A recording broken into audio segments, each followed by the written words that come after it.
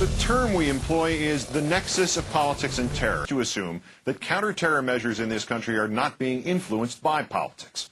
It is imperative that we examine each of the coincidences of timing since 2002, including the one last week, in which excoriating comments by leading Republicans about leading Democrats just happened to precede arrests in a vast purported terror plot, arrests that we now know were carried out on a timeline requested not by the British nor necessitated by the evidence, but requested by this government. The nexus of politics and terror, please judge for yourself.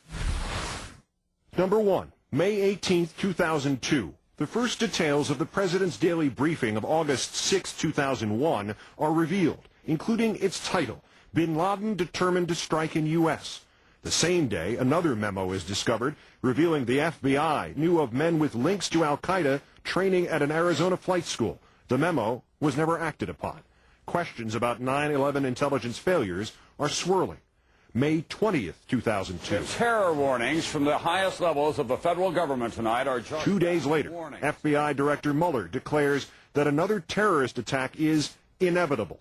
Tonight, there are even more warnings. The next day, the Department of Homeland Security issues warnings of attacks against railroads nationwide and against New York City landmarks like the Brooklyn Bridge and the Statue of Liberty. Number 2, Thursday, June 6, 2002. I never really anticipated this kind of impact. Colleen Rowley, the FBI agent who tried to alert her superiors to the specialized flight training taken by Zacarias Moussaoui, whose information suggests the government missed a chance to break up the 9/11 plot, testifies before Congress. Senate Intelligence Committee Chair Graham says Rowley's testimony has inspired similar pre-9/11 whistleblowers.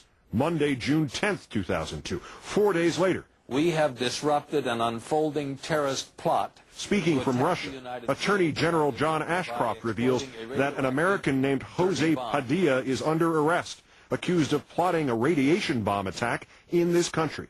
In fact, Padilla had by this time already been detained for more than 1 month. Number 3, February 5th, 2003. Secretary of State Powell tells the United Nations Security Council of Iraq's concealment of weapons, including 18 mobile biological weapons laboratories, justifying a UN or U.S. first strike. Many in the UN are doubtful. Months later, much of the information proves untrue. February 7th, 2003. 2 days later, as anti-war demonstrations continue to take place around the globe.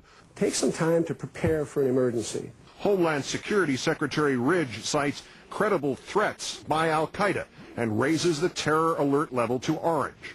3 days after that, Fire Administrator David Paulison, who would become the acting head of FEMA after the Hurricane Katrina disaster, advises Americans to stock up on plastic sheeting and duct tape to protect themselves against radiological or biological attack.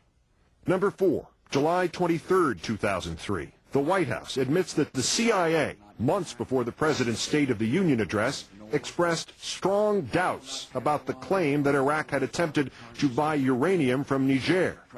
On the 24th, the congressional report on the 9/11 attacks is issued. It criticizes government at all levels. It reveals an FBI informant had been living with 2 of the future hijackers.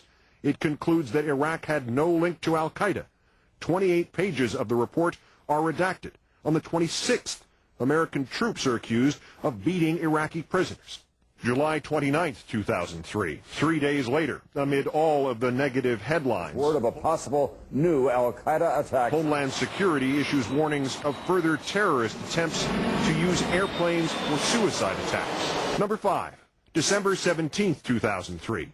9/11 Commission co-chair Thomas Kane says the attacks were preventable. The next day, a federal appeals court says the government cannot detain suspected radiation bomber Jose Padilla indefinitely without charges, and the chief U.S. weapons inspector in Iraq, Dr. David Kay, who has previously announced he has found no weapons of mass destruction there, announces he will resign his post. December 21st, 2003. 4 days later, the Sunday before Christmas. Today, the United States government raised the national threat level. Homeland Security again raises the threat level to orange, claiming credible intelligence of further plots to crash airliners into U.S. cities. Subsequently, 6 international flights into this country are canceled after some passenger names purportedly produced matches on government no-fly lists. The French later identify those matched names. One belongs to an insurance salesman from Wales, another to an elderly Chinese woman, a third to a 5-year-old boy. Number 6, March 30th, 2004. The new chief weapons inspector in Iraq, Charles Dulfer, tells Congress, "We have still not found any WMD in that country." And after weeks of having refused to appear before the 9/11 Commission, Condoleezza Rice relents and agrees to testify. On the 31st, 4 Blackwater USA contractors working in Iraq are murdered, their mutilated bodies dragged through the streets and left on public display in Fallujah. The role of civilian contractors in Iraq is now widely questioned. April 2nd, 2004. The FBI has issued a new warning tonight to Homeland Security issues a bulletin warning that terrorists may try to blow up buses and trains using fertilizer and fuel bombs, like the one detonated in Oklahoma City. Bombs stuffed into satchels or duffel bags. Number 7, May 16th, 2004. Secretary of State Powell appears on Meet the Press. Moderator Tim Russert closes by asking him about the enormous personal credibility Powell had placed before the UN in laying out a case against Saddam Hussein. An aide to Powell interrupts the question, saying the interview is over. I think that was one of your staff, Mr. Secretary. I don't think that's appropriate. Emily, get out of the way. Powell finishes his answer, admitting that much of the information he had been given about weapons of mass destruction in Iraq was inaccurate and wrong, and in some cases deliberately misleading. On the 21st, new photos showing mistreatment of Iraqi prisoners at Abu Ghraib prison are released. On the 24th, Associated Press video from Iraq confirms U.S. forces mistakenly bombed a wedding party, killing more than 40. Wednesday, May 26, 2004. 2 days later. Good afternoon. Attorney General Ashcroft and FBI Director Mueller warned that intelligence from multiple sources indicates al-Qaeda's specific intention to hit the United States hard. And that 90% of the arrangements for an attack on the United States were complete. The color-coded warning system is not raised. The Homeland Security Secretary, Tom Ridge, does not attend the announcement. Number 8. July 6, 2004. Democratic presidential candidate John Kerry selects Senator John Edwards as his vice presidential running mate, producing a small bump in the election opinion polls and producing a huge swing in media attention towards the Democratic campaign. July 8, 2004. 2 days later, Credible reporting now indicates that al-Qaeda is moving forward with its plans to carry out a large-scale attack in the United States. Homeland Secretary Ridge warns of information about al-Qaeda attacks during the summer or autumn. 4 days after that, the head of the U.S. Election Assistance Commission, DeForest B. Soares, Jr., confirms he has written to Ridge about the prospect of postponing the upcoming presidential election in the event it is interrupted by terrorist acts. Number 9, July 29, 2004. At their party convention in Boston, the Democrats formally nominate John Kerry as their candidate for president. As in the wake of any convention, the Democrats now dominate the media attention over the subsequent weekend. August 1st, 2004. Monday morning, 3 days later. It is as reliable group of sources that we've ever seen before. The Department of Homeland Security raises the alert status for financial centers in New York, New Jersey, and Washington to orange. The evidence supporting the warning, reconnaissance data left in a home in Iraq, later proves to be roughly 4 years old and largely out of date. Number 10, October 6, 2005, 10 a.m. Eastern Time. The President addresses the National Endowment for Democracy, once again emphasizing the importance of the war on terror and insisting his government has broken up at least 10 terrorist plots since 9/11.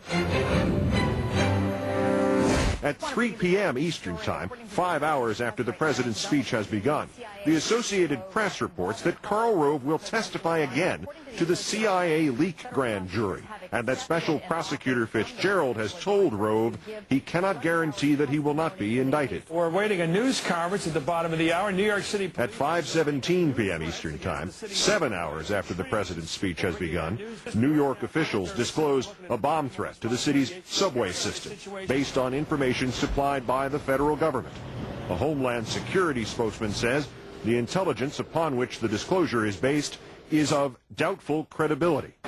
New York television station WNBC reports it had the story of the threats days in advance of the announcement, but was asked by high-ranking federal officials in New York and Washington to hold off on its story.